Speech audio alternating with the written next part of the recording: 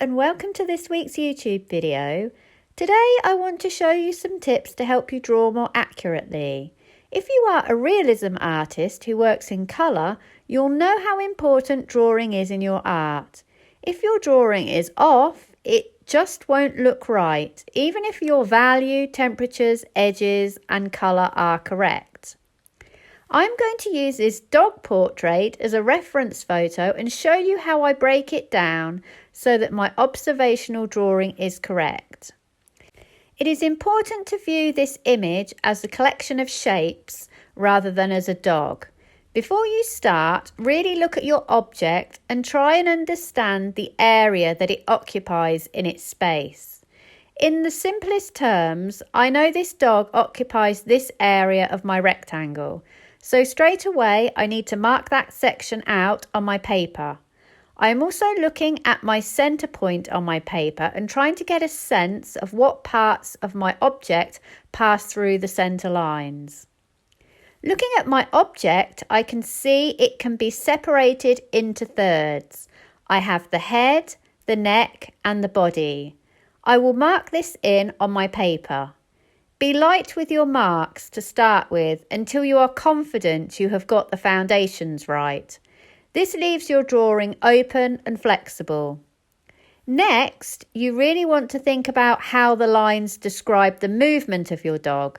For example, the movement of this dog can really be described in a couple of lines, which I will mark on my paper. I am still thinking of this object in terms of lines and simple shapes. I am laying my pencil against the reference photo, trying to understand the angle of that line and seeing at what point it intersects with the centre of the neck and the bottom of my paper. I then mark it in. Next, I am looking at the ear and the shape of that muzzle. I am seeing it as a sort of a rhombus shape, a slanted rectangle. I then mark this in. I then think I am beginning to have enough information to have a stab at those legs and draw them a little more accurately. If at this point I was still not sure, I would be continuing to simplify my shapes and lines. But I am a bit more confident now that I will be able to get them in correctly. I mark them in.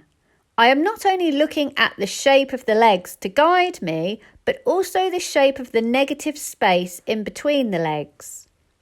At this point, I am getting a bit more confident with my drawing, and so I am going to start darkening my lines and committing to my drawing.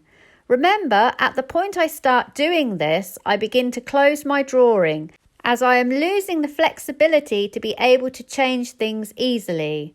I start to mark in my outline a bit more confidently and attempt to get some of the features in. Notice the line I have placed down the face to help me with the eye placement. I will also mark in where I think I have my major value changes. This will help me later when I begin to fill in my object's values.